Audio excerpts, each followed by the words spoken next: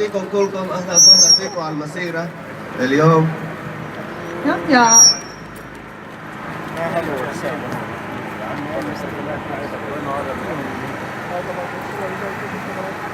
Joo, aloitetaan meidän ensimmäisellä puhujalla.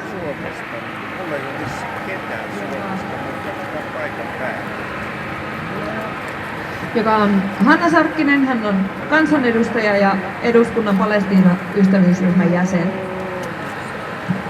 راح نبلش أول شيء بالخطابات وأول أخت راح تحكي اليوم هي عضو بالبرلمان وهي مسؤولة عن الجروب تاع الصداقة الفلسطينية في البرلمان. Hyvät ystävät, hyvät Palestiinan ja rauhan ystävät. Israelin ja Palestiinan yhä jatkuva konflikti on jäänyt viime vuosina sivuosaan kansainvälisen yhteisön kiinnittäessä huomionsa muihin konflikteihin. Kuitenkin konflikti jatkuu, miehitys jatkuu, ihmisoikeusloukkaukset jatkuvat. Palestiinalaisten oikeuksia ja itsemääräämisoikeutta loukataan päivittäin. Tilanne on kuitenkin kansainvälisen lain osalta kohtuullisen selvä. YK:n yleiskokous julisti vuonna 1948 pyrkimyksen luoda Palestiinaan sekä arabi- että juutalaisvaltio. Tästä huolimatta Israel on miehittänyt Palestiinaa jo vuosikymmenten ajan, eikä ratkaisua ole näköpiirissä. Konfliktin ratkaiseminen on muuttunut vuosikymmenten saatossa yhä vaikeammaksi siirtokuntien laajenemisen myötä. Jerusalemin kysymys on herkkä asia, sillä kaupunki on uskonnollisesti tärkeä niin kristityille, juutalaisille kuin muslimeillekin. Kansainvälisen oikeuden mukaan Itä-Jerusalem on Israelin miehittämää aluetta. Yleinen kansainvälinen kanta on ollut, että Jerusalemin kohtalo pitää ratkaista rauhanneuvotteluissa osana kahden valtion ratkaisua.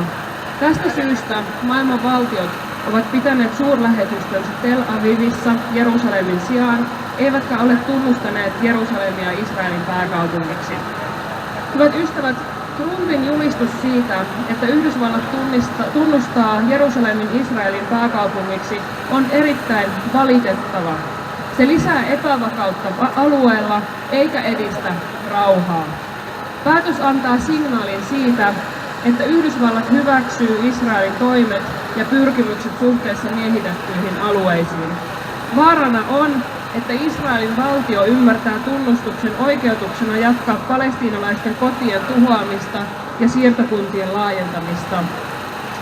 Toivon, että muut maat eivät seuraa Trumpin esimerkkiä. Jerusalemia ei voida tunnistaa Israelin pääkaupungiksi miehityksen jatkuessa ja Jerusalemin kysymyksen pysyessä ratkaisemattomana. Yhdysvalloilla ei voi enää tämän vastuuttoman päätöksen jälkeen olla johtavaa roolia rauhanprosessissa. Hyvät ystävät, pelkään, että Trumpin harkitsemattomalla, väärällä ja vaarallisella päätöksellä on kauaskantoiset ja haitalliset seuraukset. Päätös saattaa lisätä palestiinalaisten epätoivoa, katkeruutta ja provosoida ihmisiä ja haitata tilanteen rauhanomaista ratkaisua. Valitettavasti olemme Trumpin julistuksen jälkeen nähneet juutalaisiin kohdistuvaa väkivaltaa eri puolilla maailmaa. Haluankin todeta voimakkaasti, että juutalaisiin ja tavallisiin ihmisiin kohdistuva viha ja väkivalta on tuomittava kaikissa tilanteissa. Trumpin ja Israelin valtion väärät teot eivät oikeuta väkivaltaa juutalaisia tai Israelin kansalaisia kohtaan. Kyse on kansainvälisen politiikan epäonnistumisesta ja valtiojohtajien huonosta politiikasta, ei uskonnosta eikä tavallisista ihmisistä.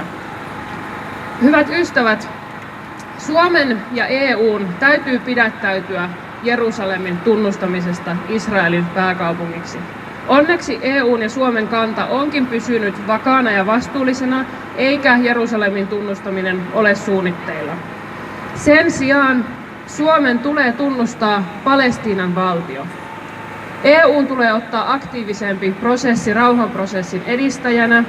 EU ja EU-maat antavat tällä hetkellä palestiinalaishallinnolle ja alueen kehitysprojekteille vuosittain paljon kehitysyhteistyötukea. Se on tärkeää ja sitä täytyy tehdä, mutta kehitysalueella ei voi olla kestävää niin kauan, kun miehitys ei ole loppunut, niin kauan, kun palestiinalaisilla ei ole itsemääräämisoikeutta.